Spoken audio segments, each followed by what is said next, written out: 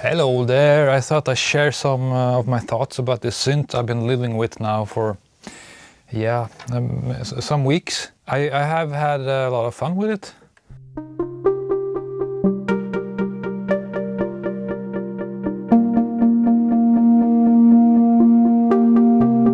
Yeah, I'm not a synth guy that much actually. I'm come from a more like organic music background, but like some 5 years ago or something, I bought my first analog hybrid analog synth, the Korg Minilog XD. And one of the first things that happened was like immediately, I don't like it. I was like, I don't want to use it. But then I was like, what if I just don't use the presets and just try to come up with stuff for myself? And that's where the fun journey started, because I realized the process of making presets is something I really enjoy. And I actually ended up releasing quite a lot of preset packs for the Korg Minilog XD. That's actually on my first videos on this channel, before I showed this face. And I just thought I'd do that with this one as well and see where I would end up. The same thing happened, like I got it and I was like, I didn't like the presets. For me, the presets are always too overcooked. You will laugh when you hear some of my presets though, because they're also overcooked, but they're overcooked in another way. They're overcooked in the way I like, I guess. Not all of them, some of them. But however, that pack I made for the Korg got very popular and people seem to enjoy the kind of sound design I did with it. So I just have this idea that I want to do it with the TEO-5 as well. So I actually just spent quite many days on just sitting on the couch. I was just sitting, dialing and tweaking and like twisting knobs until I heard something that this I want to use in a song. And then I saved it and then I started from scratch. And I ended up with 64 patches. I can just show very fast some of them here.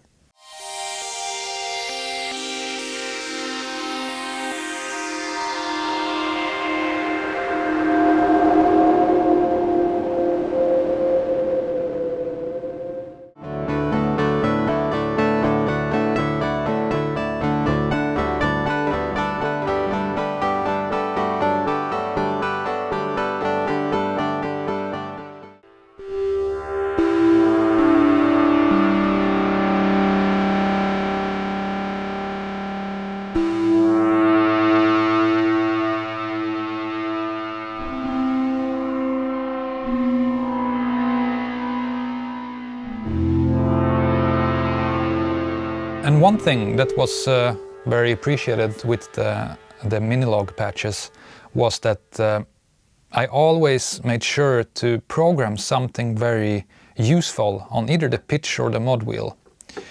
On the Minilog it has this joystick that is kind of that motion. But here we have the mod wheel and the pitch and also the aftertouch and like to program fun stuff with. So maybe I can find something. For example, here, on this patch, I just thought that it could be useful to have this reverb kind of tail.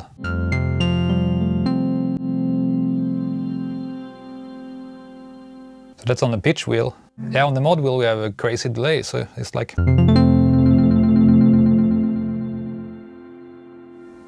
Like I find it very inspiring when I make like beats or something, because then I can use this. If I don't touch these things, the sound is quite, it doesn't take up that much space. It's very usable in a song.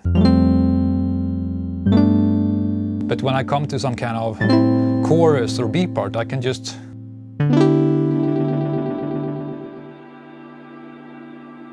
always have that there. I love that stuff. Here I have another patch.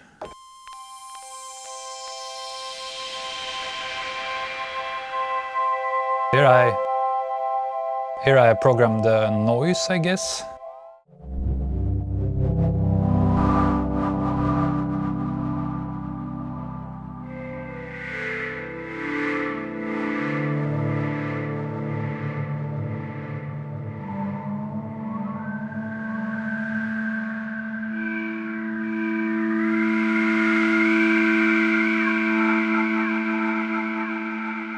This one I named Casio-isk because it reminds me super much of the old Casio synths.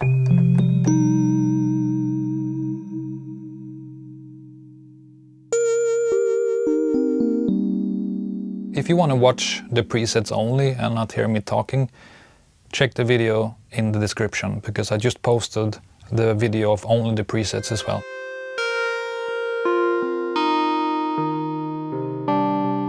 This one I like, because I don't know how it ended up like this, but I guess it's the delay I'm working with here. It ended up sounding like a tape loop very much.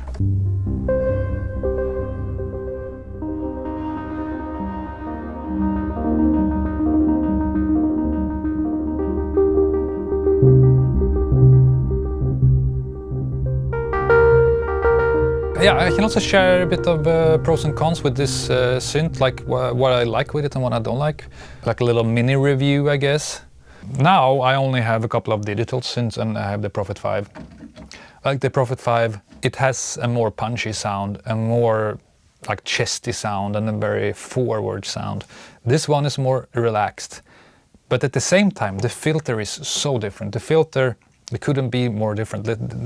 I can maybe show a patch where it really shows. Yeah, this one. If I just recorded it all sequence here.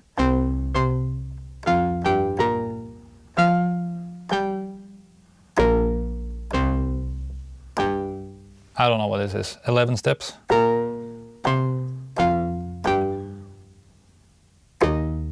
Okay, let's play this.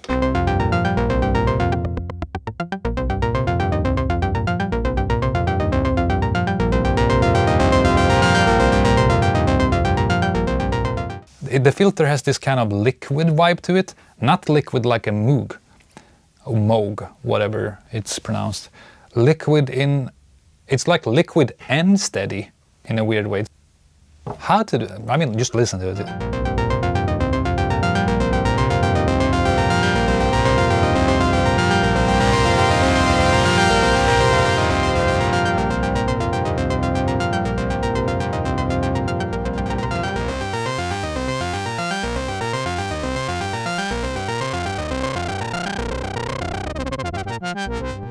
Yeah, that like this patch really shows off the sound identity of the synth, I think, because I could never get that through the Prophet. It's something else. This is more like stable mid-range.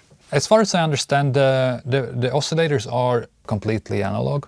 Then it goes into the amp section, which is digital. I think it's actually digital. It's not digitally controlled. It's digital envelopes. I do believe that's the reason why it's not as punchy as maybe the Prophet 5, because there is not anything digital in that synth. It goes completely analog out. This actually has a converter in it, and it's even very, very minimal latency, but like you can't hear it, of course. Like it does feel very immediate. Like I look at this synth as like a sound design dream, because the way you can program it is insane. You have the mod matrix with 16 different destinations, so you can go crazy. That one can definitely not do. It's very basic. This was not meant to be like a comparison video with the Prophet 5, of course, but that's the one I have to compare with at the moment. It's super good at this FM sounds. I've done a lot of those patches. They sound very organic to me. There's also some FM.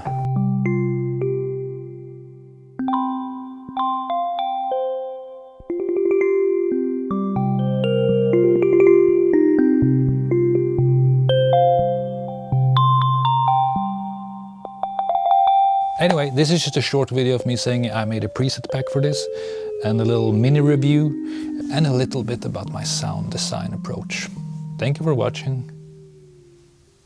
No. Who would I be if I didn't give away something for free? Yeah, I was home editing this video, and then I actually came back now because I realized I want to give you something for free as well. Yeah, for some of the presets, I actually sampled some of the one-shots, and you can just download them, then they're in the description. You can put them in whatever sampler or whatever DAW. And like some of the more experimental presets or patches actually becomes even crazier when you sample them. Like I put them in Ableton and on the push here, so I can just show a bit.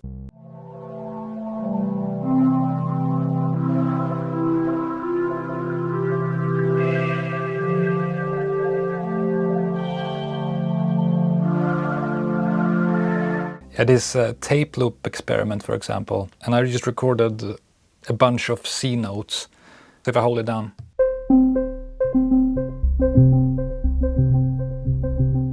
that's how one sample sounds, but if I play chords with it,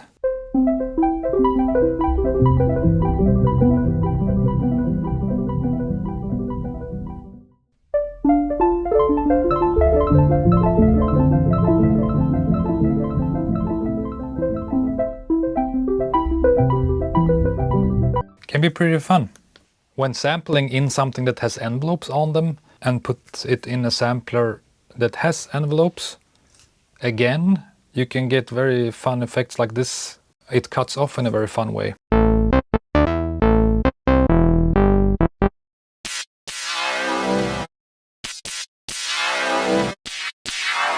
Definitely usable.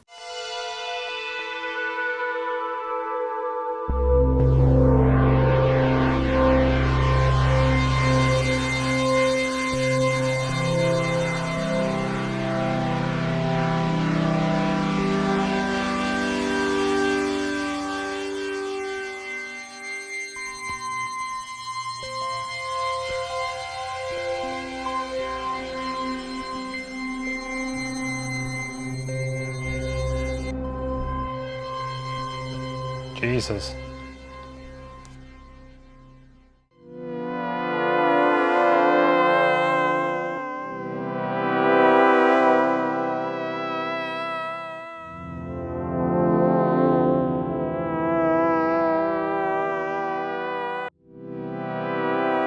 Nice pads.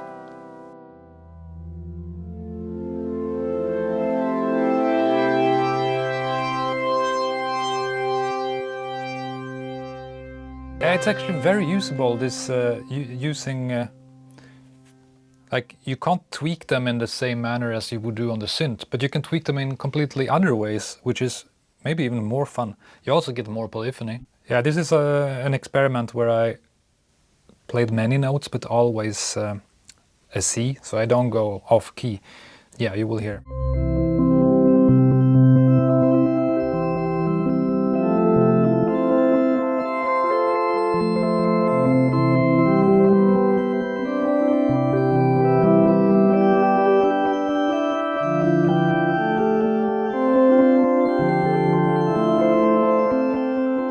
Could be fun.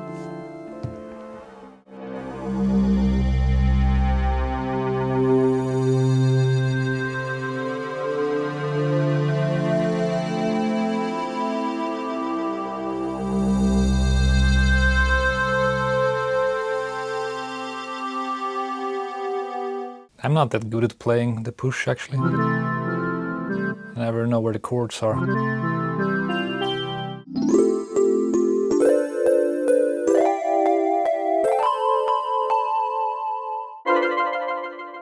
This sample has a delay on it, which makes it super weird when you do like strumming, and it's weird in a nice way, like, because the delays gets like off.